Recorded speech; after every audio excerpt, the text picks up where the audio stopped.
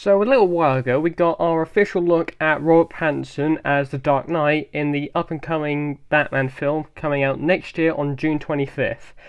And while some people akin the first look we got of the Batsuit to Daredevil from the Netflix series, I can't imagine why you'd think that.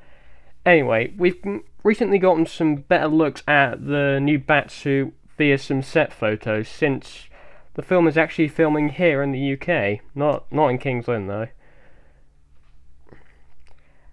Anyway, I thought today I would go over some of the stuff that we saw in the set photos. Now, this is going to be similar to my Batman set photos video quite a while ago, and the set photos also give us a better look at the new Batsuit. For those of you thinking, oh, that suit just looks like Daredevil. And we also get a first look at what looks to be one of the vehicles being used in the film. So before we get on to any of the set photos, I would just like to state that I don't own any of these set photos. These are owned by Warner Brothers, no one else. And we here at Crafting Grove Studios would like you to know that we do not own any of these set photos or the rights to the Batman character. Anyway, with that out of the way, let's look at these set photos.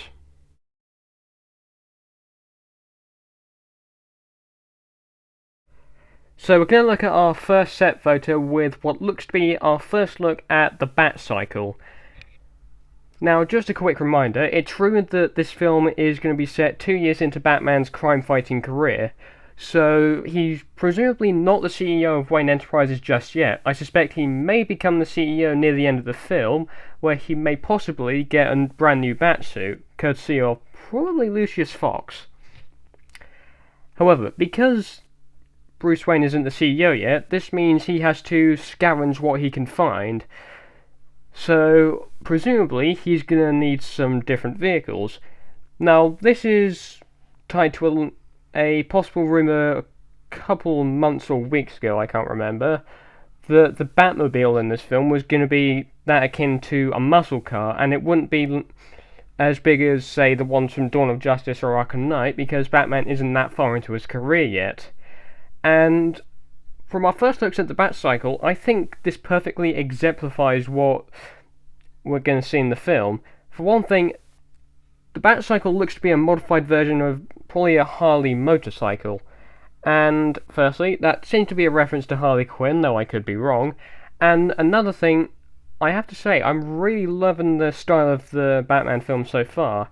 Even though we've only seen a few looks at Pattinson and Colin Farrell so far. And if you want to go look at the Batman cast, the full Batman cast, I did a whole video on that, so go check that out in the description.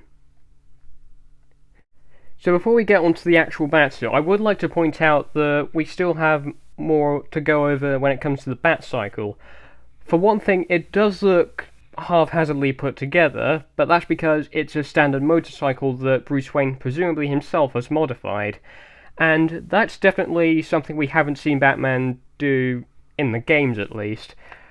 I do feel that the Batman film could be taking some form of inspiration from the Arkham games in some way.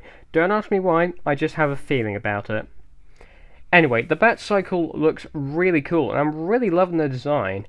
And it just really looks really cool. Okay, so enough small talk, let's just go on to the Batsuit. Okay, so we get our first full look at some more of the Batsuit. Now, when the camera test of the new Batsuit, along with the Michael Giacchino score for the film came out, a lot of people compared the first look at the Batsuit to Daredevil. And while I think that's a fair comparison, we now get a better look at the Batsuit. Now, what exactly are we looking at? Well, we're looking at the new Batsuit, but there's some more details that we didn't see in the screen test. For one thing, Batman seems to be wearing goggles. Keep in mind this isn't Pattinson, this is a stunt double.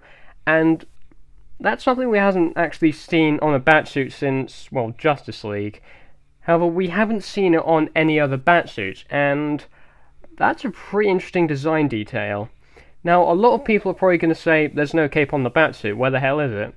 Well, I think I can debunk that pretty quickly by saying that in Batman v Superman, Justice League and Suicide Squad, the cape was added to Ben Affleck's Batman in post-production, so that means the cape, presumably in this film, will also be a result of practical or CGI effects. So, what other suits could the Batman suit be drawing from in this film? Okay, quick side note before we continue, I just want to state this. Apparently there's a theory that the symbol on the Batsuit in this film is made from the pieces of the gun that killed Bruce Wayne's parents. Firstly, great reference to the comics. Secondly, that will be a very interesting design detail, and while I don't think we'll see the murders of Thomas and Martha Wayne because they've done that to death in these films, and the games as well, and TV, basically in every form of Batman media, I don't think we'll be seeing the origins of Bruce Wayne's parents' death in this film. I mean, we've seen it done to death in the other films, I just don't think we'll see it here. Okay, so the design details on the Batsuit can also be akin to the design details on the Batsuit from Batman Zero Year, which is part of the New 52 line of DC Comics. So, if you don't know what the New 52 is, I will just explain it quite easily. Go read Flashpoint, then the New 52 comics, that's all you need to know. Anyway, Batman Zero Year is set in the New 52 universe, and apparently that was destroyed by Pariah during Crisis, or destroyed by the Anti-Monitor. Anyway, we're getting off topic. So, the Batsuit in the film could be drawing inspiration and design details from the Zero Year Batsuit. Now, I'll do a quick recap on the suit from Zero Year.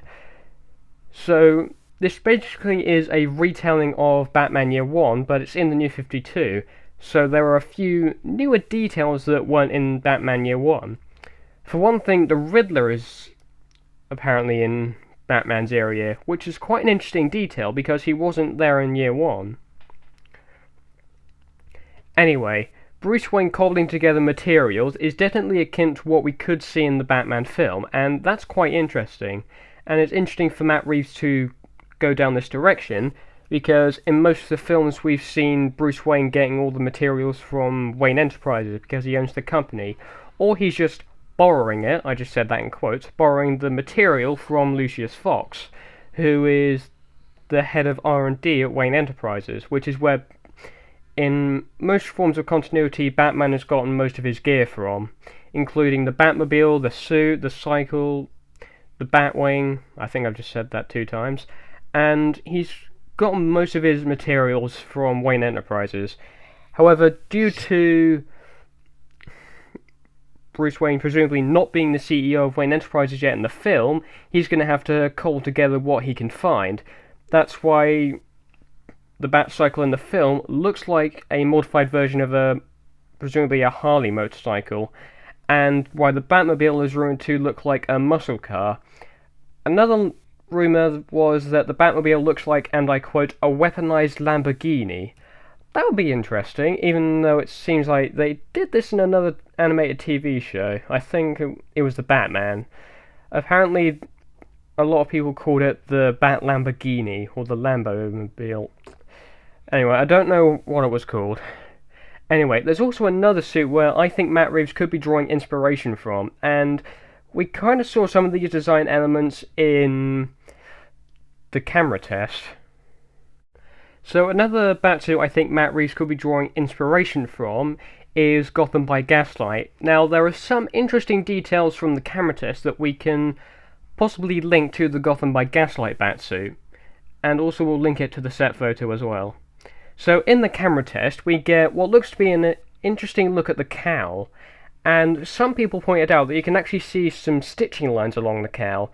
Now, in Gotham by Gaslight, that's how Batman put his mask together, and that's quite an interesting detail that we haven't really seen on most of the Batsuits, and this is kind of the first time we're seeing it in live action. Another interesting detail is the collar from the camera test. In Gotham by Gaslight, Batman has a collar round his neck, presumably to protect him from stab wounds to the neck. Side note, in Gotham by Gaslight, Batman is taking down Jack the Ripper. Of course he is. Anyway, for those of you who don't know, Gotham by Gaslight is presumably one of the first Elseworld stories that DC Comics ever released, because Gotham by Gaslight is set in a steampunk universe, which is basically a Victorian-style world where a lot of people use steam-powered materials and steam-powered machines. And in the Gotham by Gaslight film, Batman uses a steam-powered motorcycle. Oh god, I love steampunk. Anyway, from the set photo we just saw, we can also see that the Batsuit has goggles. Now, goggles, well, they're not really an interesting thing on the Batsuit because they haven't really been on any of Batman's suits in live action.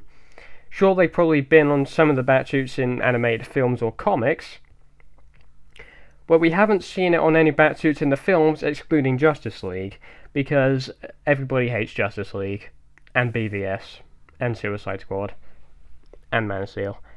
Anyway, in Gotham by Gaslight, Batman also has goggles in his suit. Well, he just wears the goggles on his eyes, as with any pair of goggles. And the Batsuit in the set photos, we can tell, also has goggles on the suit. Now keep in mind, this is presumably 2 years into Batman's career, so he doesn't exactly have a lot of money yet, which is why he's had to cobble together all these materials. So another thing I just want to go over before I cap this video off is we finally get a look at the ears on the Batsuit. Now, because of the camera test, a lot of people thought that the Batsuit wouldn't actually have any ears on the cowl. I hate to burst your bubble. That's why a lot of people thought the Batsuit looked akin to Daredevil from the Netflix series. Again, I can understand where you're coming from. I haven't actually said that in this video anyway. So we get short ears on the Batsuit. Now, we've seen this on some suits throughout live action and the comics, and a couple of TV shows as well. And short ears wouldn't be the first time we've seen this on the Batsuit in the films. For one thing, Batfleck famously wore a cowl with short ears during his time as Batman in the DCEU. So, yeah. Okay, so I'm going to give my overall verdict on what I think of this new Batsuit. Now keep in mind, the details on this suit could possibly change in the final cut of the film, because this is a stunt suit, and some details could possibly change, such as maybe the goggles on the cowl aren't a mainstay, which would make part of this video useless, or we could see the cape added in post-production because it's possibly CGI, or maybe there won't be any cape at all in the beginning of the film. Anyway, my overall verdict is, the Batsuit is fantastic. And that's why I can confidently say that the Robert Pattinson Batman and the Batman suit have the Crafting Bros Studios seal of approval.